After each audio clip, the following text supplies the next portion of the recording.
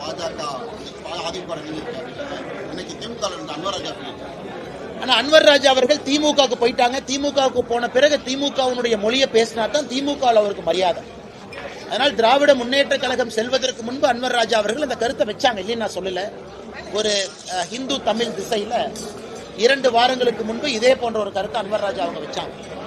ஆனா அன்வர் ராஜா அவர்களுடைய தனிப்பட்ட உள்ள குமுறலாகத்தான் நாங்கள் அதை பார்க்கின்றோம். இன்னைக்கு திராவிட முன்னேற்ற கழகத்தில் சேர்ந்த பிறகு திமுகவினுடைய பாஷையத்தை அவங்க பேசுறாங்க. புதிதாக எதுவும் இல்லை. அதனால் அவர் பேசிய கருத்தை நாம சீரியஸா எடுத்துக்க வேண்டிய அவசியம் இல்லைங்கன்னா, பாரதிய ஜனதா கட்சியை பொறுத்தவரை நாம் இந்தியாவில் எத்தனை இடத்துல கூட்டணியில் இருக்கிறோம், அந்தந்த கட்சிகளுக்கு உரிய முக்கியத்துவம் மரியாதையும் கொடுக்கிறோம். பீகார் உட்பட ஜனதாதள் கட்சி நிதிஷ்குமார் அவங்க நீங்க பாக்குறீங்க, எல்லா மாநிலத்திலும் கூட அன்வர் ராஜா அவர்கள் அவருடைய தனிப்பட்ட காரணத்திற்காக திமுகவில் இணைந்திருக்கின்றார். இதுல பாரதிய ஜனதா கட்சியின் மீது குற்றம் சுமத்துவது முறையல்ல. இந்தியாவில் பல மாநில பல கட்சியில் பாஜக உடைச்சிருக்கு. அது மாதிரி அதிமுகவை உடைக்க பார்க்கிறது.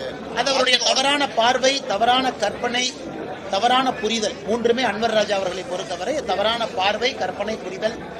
பாரதிய ஜனதா கட்சி இந்தியாவில் எந்த கட்சியும் உடைக்கல. பாரதிய ஜனதா கட்சியால் எந்த கட்சிக்குள்ளேயும் குழப்பம் வரல. இன்னைக்கு மகாராஷ்டிராவை பொறுத்தவரை ஏக்நாத் சிண்டே அவர்கள் உத்தவ் தாக்கரேட்டிருந்து பிரிஞ்சு வர்றாங்கன்னா அவர் ஒரு காரணத்திற்காக பிரிஞ்சு வந்திருக்கிறாங்க. அது நாங்களுக்கு பொறுப்பு கிடையாது. இன்னைக்கு பீகார்ல எங்களை விட குறைந்தபட்ச எம்எல்ஏக்கள் இருக்கக்கூடிய ஜனதாதள் இன்னைக்கு அவங்க ஆட்சியில் இருக்கிறாங்க. எங்களை விட குறைந்த எம்எல்ஏக்கள், அவங்களோட நாங்க எம்எல்ஏக்கள் அதிகமா இருக்கோம். இருந்தும் நாம முதலமைச்சரா இல்ல. இது இந்தியா முழுவதும் மக்கள் பாரதிய ஜனதா கட்சியை பாக்குறாங்க. எங்கெல்லாம் பாரதிய ஜனதா கட்சி வளர்ந்திருக்கிறதோ எங்களுடைய கடின உழைப்புல மக்களுடைய அன்போடு மட்டும்தான் வளைந்திருக்கின்றோம் தவிர எங்களுக்கு எந்த கட்சியும் உடைக்கணும், சிதைக்கணும், அந்த கட்சியை கொடுமைப்படுத்தணும், பிரிக்கணும் என்பது பாரதிய ஜனதா கட்சியின் நோக்கம் இல்லை. தனிப்பட்ட காரணத்திற்கு இன்னொரு கட்சியில் இணையும் பொழுது குற்றச்சாட்டு சொல்வதற்காக சொல்லுகின்றார்கள். அதுல எந்த உண்மையும் இல்லை என்பது மக்களுக்கு தெரியும்.